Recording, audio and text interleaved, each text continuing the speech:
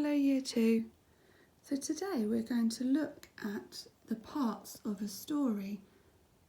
This week we're going to write a story together and we're going to use what we call a story mountain to help us. So this is my little drawing of a mountain here. It starts here.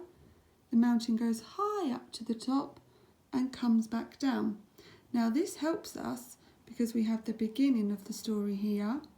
We have the middle of the story here, which is like the exciting part, and then we have the end of the story down here, and that tells us how a problem was solved or how the story ends. So here's our mountain again. Okay, and we've also got some characters down here. So we need to think about the characters in our story. All of these parts of our mountain here are going to help us write our story together. So let's look at each little part first. So the characters in our story. Who are the characters in our story going to be? Do you remember we designed our own vegetable villain? So definitely in our story we're going to have a vegetable villain.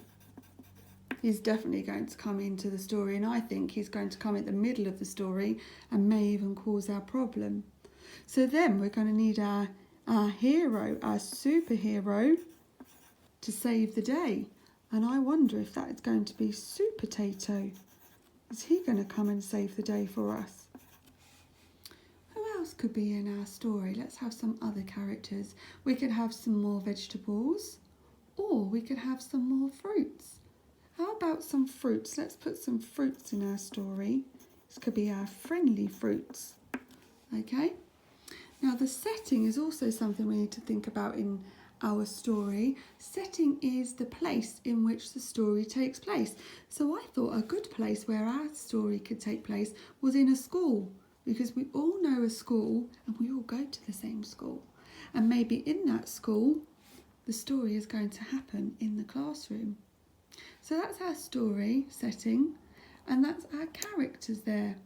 Okay, these are just notes at the moment, and every day we'll do a section together. So here's back to our mountain. We've got the beginning of our story now. We need to think about what might happen in the beginning of our story. So we said the beginning of our story we're going to be in a classroom in a school. So let's write that down. And we said some of our characters here are fruits. They might be in the beginning of our story. And maybe they'll be making a nice surprise for the children who are going to be coming into the school. So let's have a surprise for the children. That's a good starting point of our story, isn't it, down here? So in the classroom, some fruits are making a surprise for all the children. Let's go up to the top of our mountain. Now this middle part is the top part of the mountain, and this is where the exciting part of the story happens. This is where the problem normally happens, and somebody can come and help us with our problem. So our vegetable villain is definitely going to be in here. So the vegetable villain that you designed is going to be in the middle of our story, and he's probably going to cause some trouble, isn't he here? Okay, with our fruit, I think. He's going to cause some trouble with our fruit, and he might stop the fruit from doing their surprise. With their surprise.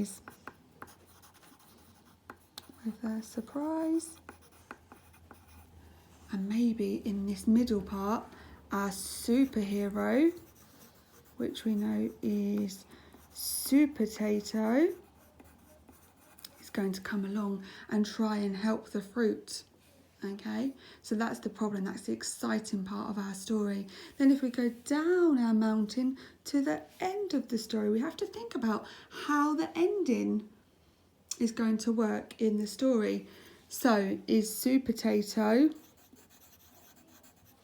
going to save the fruit and stop our vegetable villain from doing any more trouble?